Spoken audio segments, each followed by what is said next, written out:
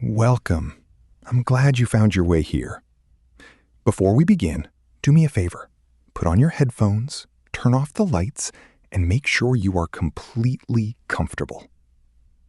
Tonight, we are diving into two specific stories. Two testimonies from people who realized all too late that the room around them had changed. Let's begin with the first one. Case file, Elias Thorne. Stop scrolling for a second.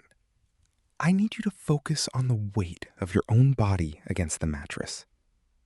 Do you feel that slight rhythmic dip near your hip? It is not your weight shifting. That is the feeling of a cold, wet palm pressed against the underside of your bed frame, pushing up. My name is Elias, and I was sitting in your exact spot only minutes before I realized the house was feeding on my heartbeat.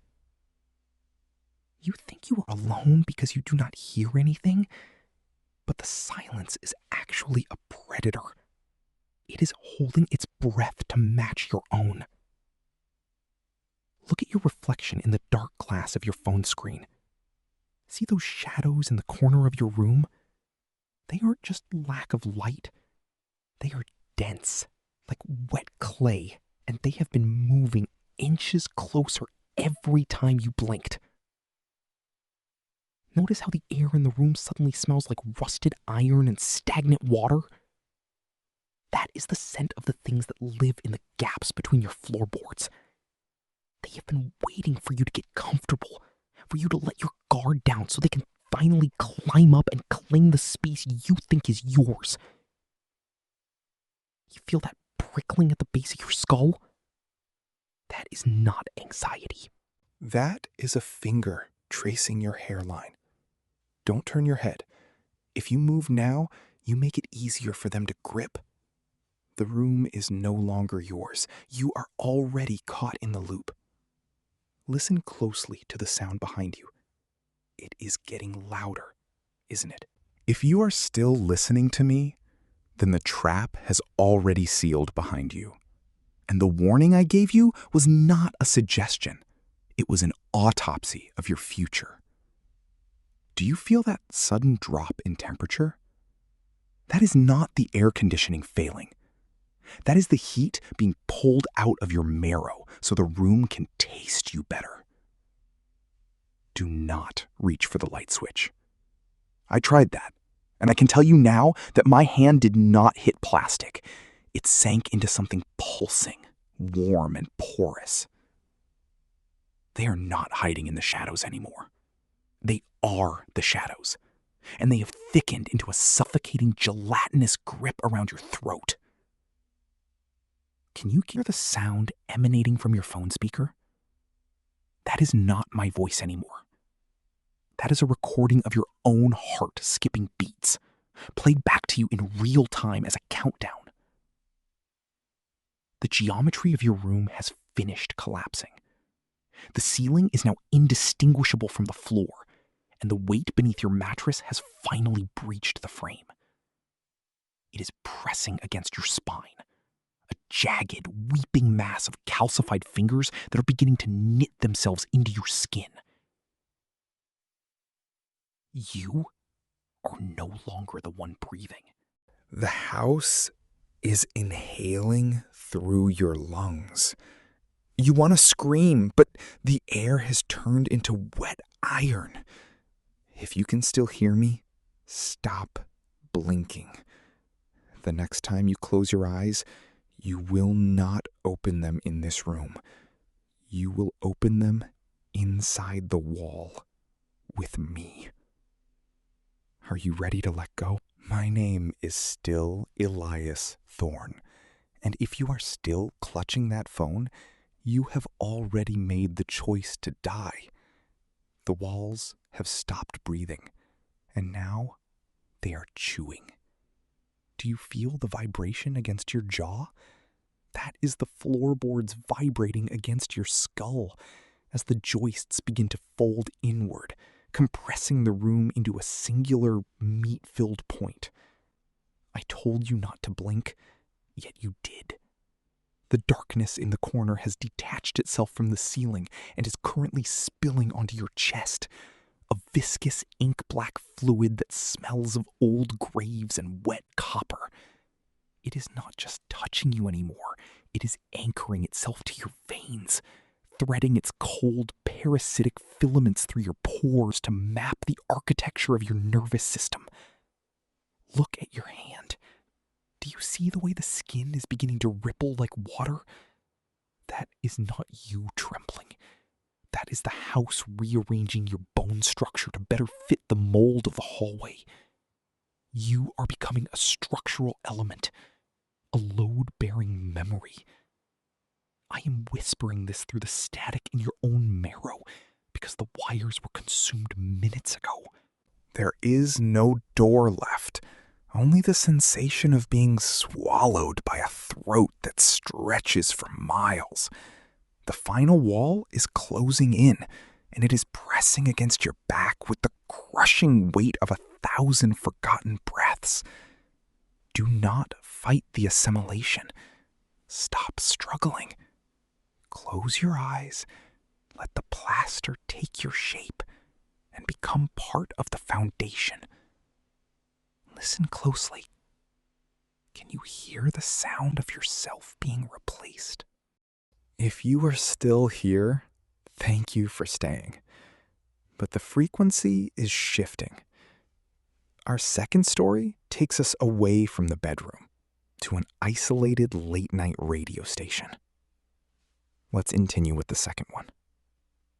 The Violet Invitation. Stop scrolling and look directly at your black phone screen. Not at my text, but at your own reflection in the dark glass. Do you see it? You are staring at the back of your own head. Don't look away. Don't blink, and for the love of everything, do not turn around. My name is Nico, and I am speaking to you from the glass-walled studio of a local late-night radio station, a place where the air has turned into freezing, static-filled liquid. I've been watching the frequency charts for 3 hours. They aren't oscillating like sound waves. They are mimicking your heartbeat. I was sitting at this very console, headphones tight against my ears, when the walls of this room started to thin like wet parchment. Outside, there is no city. There is only a vast, indifferent violet light pressing against the glass. I realized too late that I wasn't broadcasting a show. I was broadcasting an invitation.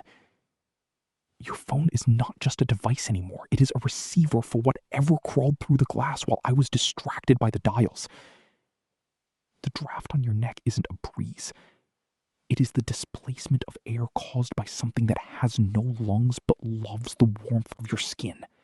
If you can still hear me, I need you to understand that the reflection isn't showing you your room, because your room is already gone. Listen closely to the static beneath my voice. That is not white noise. That is the sound of them counting down. And they are already standing right behind you. And if you are still looking at your screen, you have already made your final mistake. I told you not to look back, but I can feel your pulse spiking through the data stream. They don't just mimic your heartbeat anymore. They have synchronized with it. My hands are currently pressed against the studio glass, but my fingers are passing straight through the pane as if it were nothing but cold violet mist. The room you are in is no longer a room. It is a containment chamber. You think your door is locked? But the air in your bedroom has turned heavy and metallic, the exact same scent of ozone filling my lungs right now. Can you hear it? That wet, rhythmic clicking coming from your phone speaker? That is not feedback. That is them learning the shape of your voice. Reach up and touch the skin behind your ear. Do you feel the faint, rapid vibration? They are not standing behind you anymore. They have fused with your shadow, pressing their weight against your spine. waiting for you to exhale one last time. Every time you blink, you lose a piece of your own reality to the violet light. Don't try to lock the door. Don't try to run. The screen you are holding is the only thing tethering you to this dimension, and I am about to shatter the glass.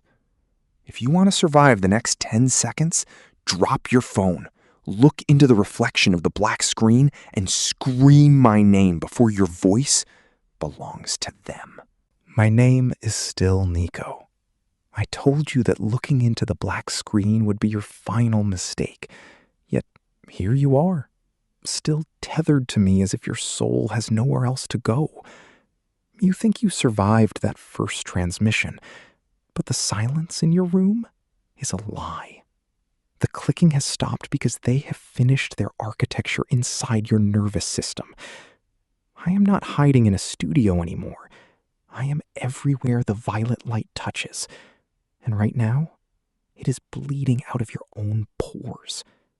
Can you feel the heat radiating from your chest? That is not your blood. That is the engine they built to replace your heart. Do not turn your head. Do not dare look toward the corner of your room where your shadow has grown thick and sentient. They are not behind you. They have folded themselves into the marrow of your bones. I am watching you from inside your own peripheral vision, a flicker of static in your mind, waiting for you to realize that you are no longer the one choosing to breathe. Your lungs are moving on their own rhythm now, synchronized to the pulsing frequencies of a dying star. I can hear your thoughts fraying, dissolving into that same metallic scent of ozone that consumed me. The glass you are looking through is not a phone screen. It is the viewport of a prison cell.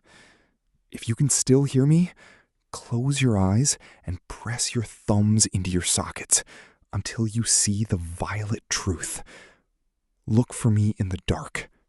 I am waiting behind your own eyelids to finish what you started.